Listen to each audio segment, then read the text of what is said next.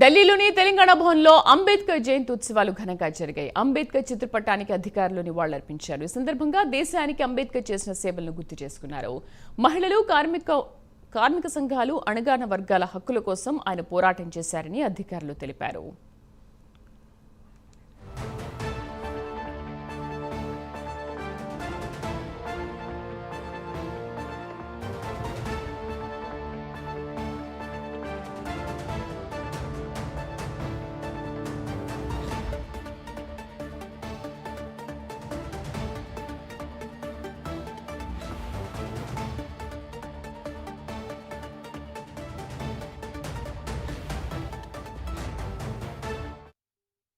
Doctor BR Ambedkar గారి జయంతి celebrations ఘనంగా జరుపుకున్నాము.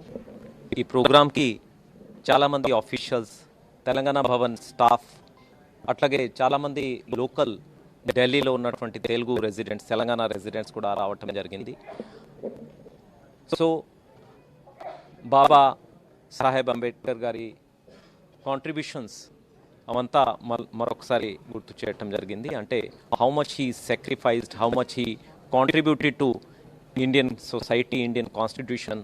వారు డ్రాఫ్టింగ్ కమిటీ కాన్స్టిట్యూషన్లో ఉండగా మరి హౌ హీ ఎన్షోర్డ్, ఎట్లా సోషల్ ఈక్వాలిటీ కాన్స్టిట్యూషన్లో ఎన్షోర్ చేశారు.